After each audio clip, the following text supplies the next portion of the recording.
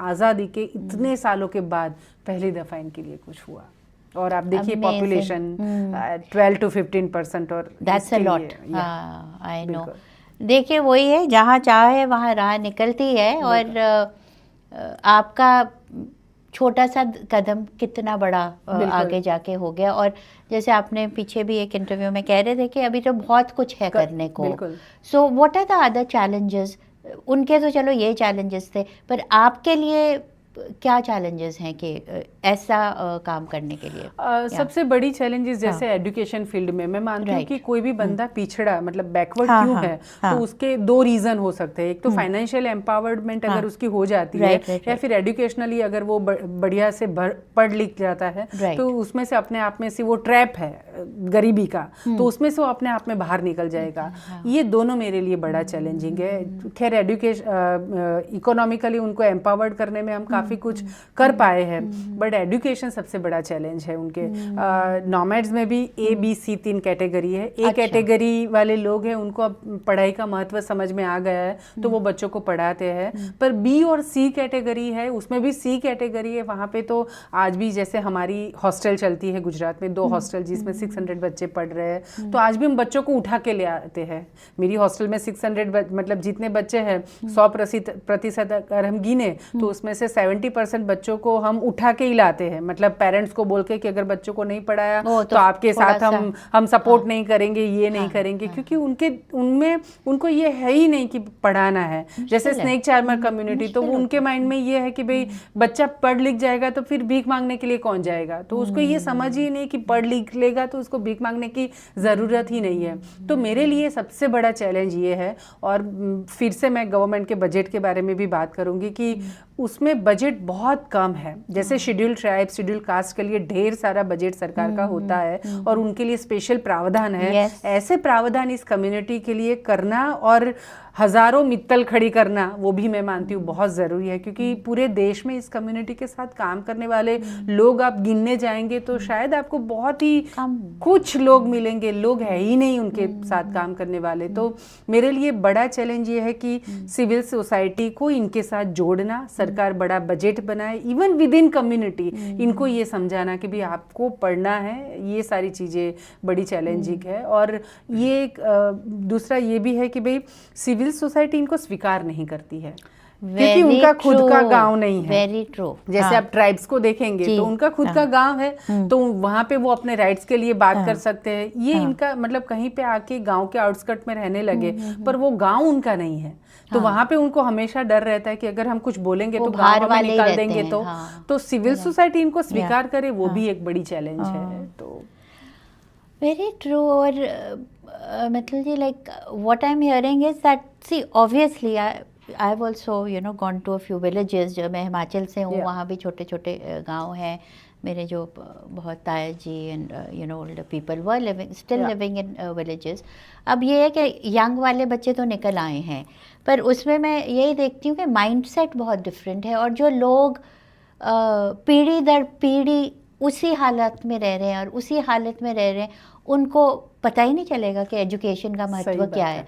And जो हम signal दे रहे हैं एज अ सिविल सोसाइटी उनको कि तुम हो ही नहीं, तो वो भी चेंज करना पड़ेगा, which is very important. I think we do जज very quickly, so I just feel कि जब भी आप इन जो भी ये ट्राइब्स हैं कहीं आते हैं, आपके पास आते हैं या कुछ करते हैं, then be a little civil. If it's called civil society, then you have to be civil. Basically, that's what I think I'll say. And I'm just getting amazed by your conversation. It's just been such a pleasure. I have to show that she's also written up, author भी हैं, गुजराती में लिखते हैं ये, and this is a translation in English. The book is called The People Without Addresses, and is it available on Amazon? हाँ, Amazon, Google पे करेंगे, Google पे करोगे आप तो ये आपको ये बुक मिलेंगी। और इसमें आपने जो स्टोरी बताई थी वो है मैंने पढ़ी है ये बुक, तो अगेन सो जानिए, थोड़ा जानिए आप इन ट्राइब्स के बारे में। हम सोचते हैं हमने क्या करना है, हमारे हम तो यहाँ पर लैप ऑफ लग्जरी में रह रहे हैं, टेस्ला चला रहे हैं और there is no abundance of everything, which is also sometimes makes you small minded. You have to broaden your horizon and give it some thought. And I know you were the key note speaker for the ICA gala, that they're also doing wonderful work. How can people join and what can they do to help your work? मैं ये कहूँगी कि भाई पूरी chain, for example कई बार लोग मुझे बोलते हैं कि आप बहुत अच्छा काम करते हो, पुण्य वाला काम है, तो जैसे एक एग्जांपल से मैं इसको समझाना चाहूँगी कि भाई हम हवन करते हैं हमारे ट्रेडिशन में, तो जब हवन करते हैं तो पूरे दिन का हवन चलता है, तो लास्ट में एक सूची सर, वो एक बड़ा सा चिमटा जैसा होता है जिसको पकड़ के फिर उसमें नारियल रखते हैं, और नारियल जो हवन में लास्ट में डालता है वो मानता है कि सबसे ज्यादा पुण्य उसको मिलता है ऐसे। अच्छा। तो हमारे पंडितों ने मतलब सबको ये होता है कि भाई हवन तो घर में हो रहा है और ये जो कर रहा है पुण्य एक को कैसे मिले, तो पंडितों ने ढूंढ लिया कि वो लाल धागा जिसको हम नाड़ाछड़ी बोलते हैं, वो जो चिमटा होता है उससे पकड़वा देते हैं सबको, सूची सरवा बोलते हैं, उससे सबको पकड़, तो 100 लोग होंगे तो वो लाल धागा 100 लोगों तक जाएगा और बोलेंगे कि भाई आप सब पकड़ो इसको और फिर जो पुण्य तो सबको मिलेगा ऐसे। तो मैं मानती हूँ कि नारियल हमने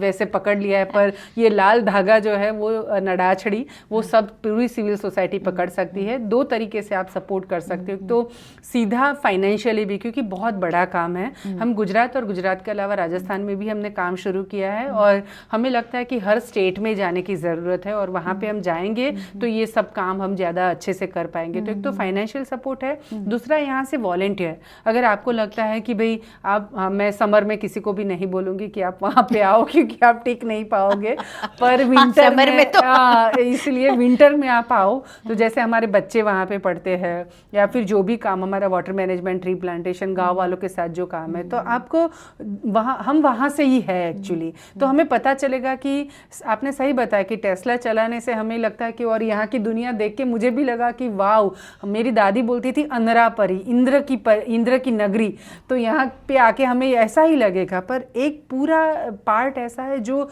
इनसे कहीं कनेक्ट ही नहीं हो रहा है। इवन इंडिया में मुंबई और अहमदाबाद भी अब काफ़ी डेवलप है, फिर भी मुझे लगता है कि वो भी इनके लिए अंधरा परी है। 18वीं सदी में कैसे लोग रहते हैं वो ये अभी हम नॉमेड्स में जाते हैं तो देख पाते हैं। तो लोग वहाँ पे अगर आएंगे, वॉलेंटियर करेंगे, तो वहाँ से इधर आके भी बहुत सारे लोगों को ये सारी चीज़ें बता सकते हैं। और लास्टली हमारे प्रधानमंत्री को एक पोस्ट कार्ड या फिर ईमेल भी लिख सकते हैं कि भाई हमारे भारत में बसते नॉमैड्स हैं, उनके लिए आप अच्छे से ज़्यादा पॉलिसीज़ बनवाएं और बजट अच्छा सा उनके लिए एलोकेट आप करें तो उनके लिए बेहतर होगा। और एनआरआई ये सारी चीज़ें बोलेंगे तो मैं मानती हूँ कि ज़्यादा सुनी जाएगी ये सारी चीज़ें। तो ये 3 तरीके हैं जिससे आप हमारे साथ जुड़ सकते हो, और दूसरे लोगों को भी जोड़िए। ये काम अगर अच्छा लगता है तो आपने वेबसाइट तो बोला, ये सोशल मीडिया पे भी हम लोग हैं, तो बिल्कुल कोशिश यही रहेगी। और अगर आप जाइए इनके वेबसाइट पे अगेन vsSmindia.org, देखिए क्या कर रहे हैं, और आप जुड़ना चाहें तो बिल्कुल जुड़ सकते हैं। यहाँ पर कोई ज़ोर ज़बरदस्ती किसी को नहीं है जैसे तो इनका काम तो बहुत खूब चल रहा है और ये दिल से कर रही हैं काम, तो वो तो चलता ही रहेगा। जैसे इनकी स्पिरिट मैंने देखी है, she is so determined and I see the grit in her voice and in her demeanour. और एक बात ये भी मेरे माइंड में आ रही थी कि आप तो बहुत कुछ कर रहे हैं इन लोगों के लिए, पर what have you learned about humanity through your work? Actually मेरा ये मानना है कि हम इंसान हैं, ठीक है, और ये है कि जैसे मैं मानती हूँ कि समझदार भी है, हमारे में संवेदना भी है। तो अगर हम लोगों का पेन देखते हैं, हमें पता चलता है कि ये ट्रबल में है, इसके पास ये सारी चीज़ें नहीं, वो बहुत कुछ तो कह नहीं रहे। अगर हम वो सारी चीज़ें देखते हैं फिर हम देख के अनदेखा करें, मैं मानती हूँ कि वो सही नहीं है एक्चुअली। और मेरे लिए सबसे बड़ी यही बात है कि अगर मुझे समझ में आता है, जैसे मेरी माँ मुझे बचपन में सिखाती थी कि जो कुछ भी है वो हमारे अकेले का कभी नहीं हो सकता है, वो सर्व का है ऐसे। तो अगर इस एंगल से हम सोचना शुरू करेंगे तो मैं मानती हूँ, और हमारी तो संस्कृति वसुधैव वसुदेव कुटुंबकम की बात करती है। तो वसुदेव कुटुंबकम वही सबसे बड़ी मानवता की मिसाल है।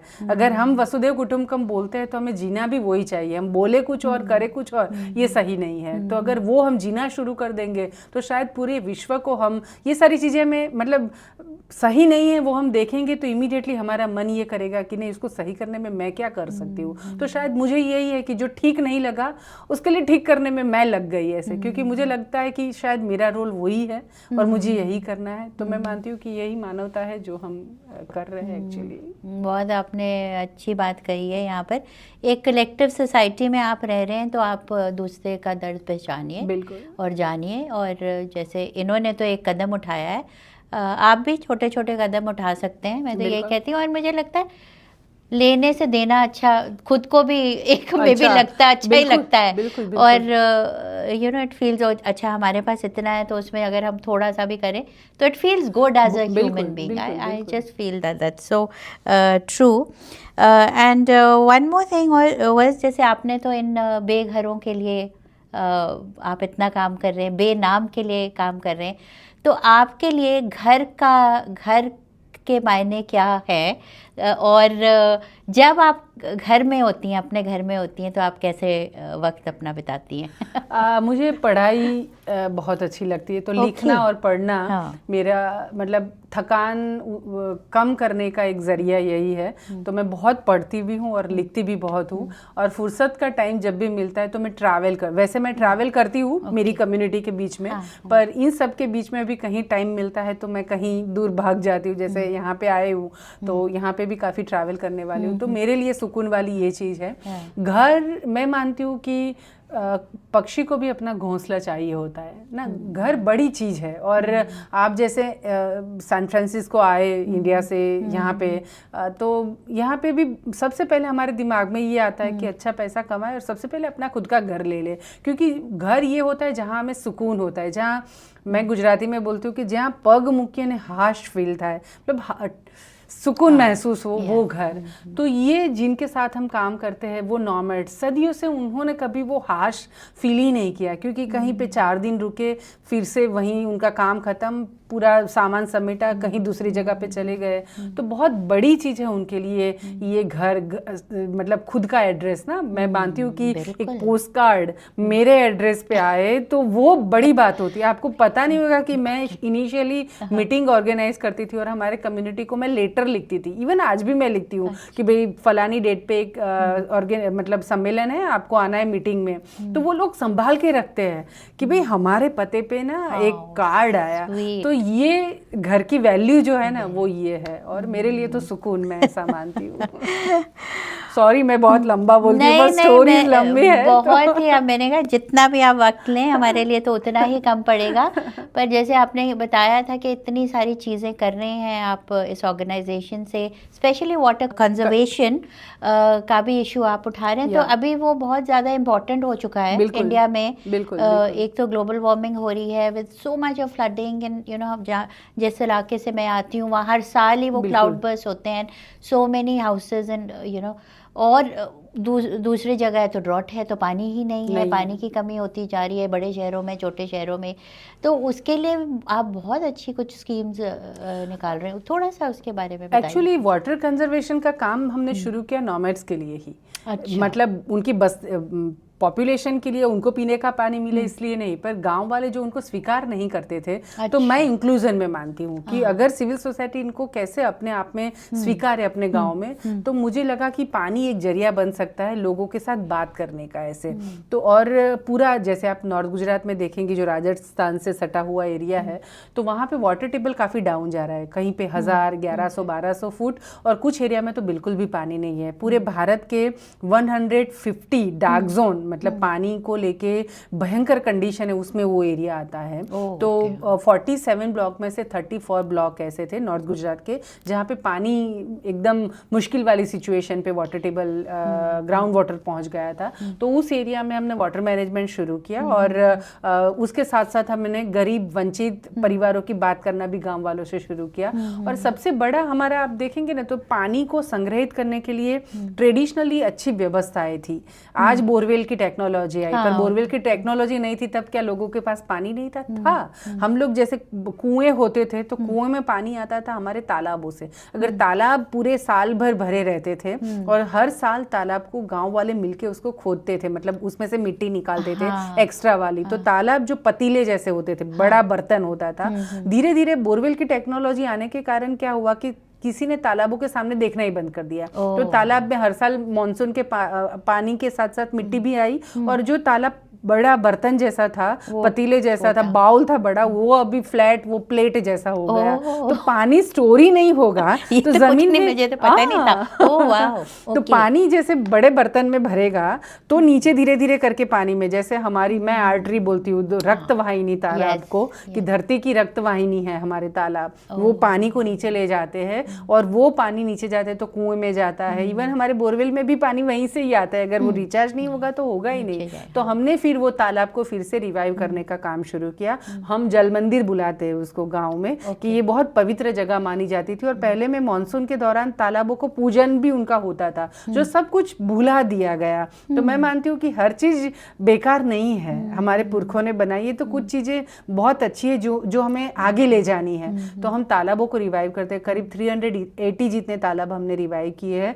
अगले 10 साल में 1000 तालाबों को रिवाइव करने का हमारा स्वप्न है, और करोड़ों लीटर पानी इसमें भरता है। और इसी के साथ हमने, जैसे नॉर्थ गुजरात में बारिश भी बहुत कम पड़ती है, तो हमने तालाबों के साथ साथ हमें लगा, जो स्कूल में पढ़ाते थे ना कि आप पेड़ लगाओगे तो बारिश आएगी, तो मैंने उसी हिसाब से लगा कि पेड़ ज्यादा लगाएंगे तो बारिश आएगी ऐसे। और आप देखेंगे कि गांव में जो गौचर लैंड पड़ी होती थी, जो सरकारी जमीन थी, उसको भी एंक्रोचमेंट करके लोग उसमें भी खेती बाड़ी करना शुरू किए थे। और मुझे लगता है वो बिल्कुल जायज नहीं है, बिकॉज वहाँ पे बहुत सारे क्रीचर्स, जैसे सांप है, नेवले है, खरगोश है, वो सब वहाँ पे रहते थे, तो उनका भी वो आबादित घर था, और हम बिना घर वाले लोगों के लिए काम करते हैं। तो मुझे लगा कि ये भी ऐसे ही लोग हैं, बिना घर वाले और वॉइसलेस लोग। तो जैसे ये क्रीचर्स जो है, जो स्नेक, सांप देखो या वो भी आवाज नहीं कर सकते हैं। और एक बड़ी मजेदार बात है कि जैसे हमारे हिंदू फिलोसफी में ये बोलते हैं कि हमारा बर्थ हम 84 लाख टाइम्स हम बर्थ लेते हैं, उसमें से फिर एक इंसान का एक है। तो मैं मानती हूँ कि इतनी जीवात्मा, मतलब योनि, जैसे सांप हो गया, हाथी हो गया, टाइगर हो गया, तो ऐसे 84 लाख है। तो मैं सोच रही थी कि हम उसमें से कितने वेलफेयर के लिए काम करते हैं। तो शायद चुनिंदा कुछ ही, मतलब आप उंगली पे गिनेंगे ना तो 10 बार या 20 में खत्म हो जाएगी। गाय आएगी, कुत्ते आएंगे, इंसान आएगा। तो फिर हमें लगा कि जो समंदर में रहते हैं उसके लिए मैं कुछ नहीं कर पाती हूँ, पर जो ज़मीन में रहते हैं उनके लिए तो कुछ कर सकते हैं। तो ये जो छोटे छोटे फॉरेस्ट खड़े करना हमने गांव में शुरू किया, जो श्मशान भूमि होती है या फिर कब्रिस्तान होता है या गौचर की लैंड होती है, वहाँ पे 1000 से लेके 20, 25, 30 हज़ार पेड़ एक जगह पे लगाते हैं। 4 साल तक उसकी पूरी देखभाल करते हैं, मतलब ट्री केयरटेकर जो वहाँ पे पानी देने का वो सब कुछ काम करता है। और ऐसे हमने 290 ग्राम वन और वृक्ष मंदिर बुलाते हैं वो खड़े किए, जिसमें 18.5 लाख से ज़्यादा पेड़ अभी वहाँ पे खड़े, और हमारा सर्वाइवल रेशियो 85% से ज़्यादा है। तो वो हमारे तक वंचित, जो अबोल जीव, जो बोल नहीं सकते, और हमारे नॉमैड्स, मैं मानती हूँ कि दोनों की कंडीशन सेम है, तो वो उनके लिए आबादित ग्राम वन हम खड़े करते हैं। ओह माय गॉड, पैर कहाँ हैं आपके? Wow, this is, I am speechless, क्या बोले। This is so amazing. Mittal ji, आप मेरे से तो बहुत छोटी हैं, मित्तल ही बोलिए। पर जो आप काम कर रहे हैं और जिस उम्मीद से कर रहे हैं, लगन से कर रहे हैं, वो मैं तो बहुत ही हैरान हूँ। You know, more power to you.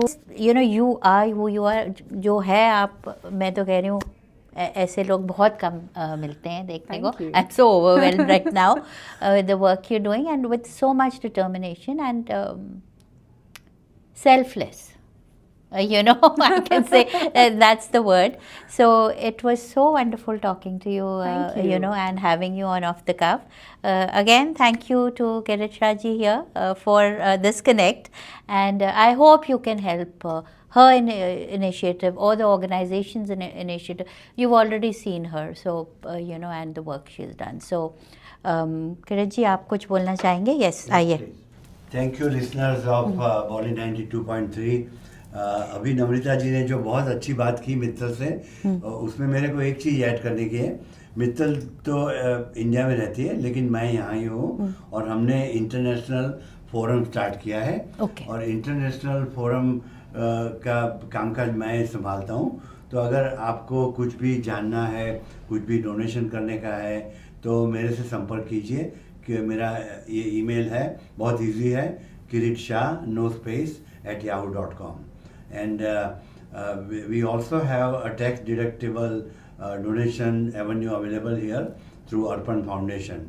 So if you donate for VSSM, then you also will get the benefit of tax deductibility. So I would highly encourage all the listeners to donate for VSSM, and if you need more information, you are most welcome to let me know, and I'll be happy to help you out. Thank you again. Thank you.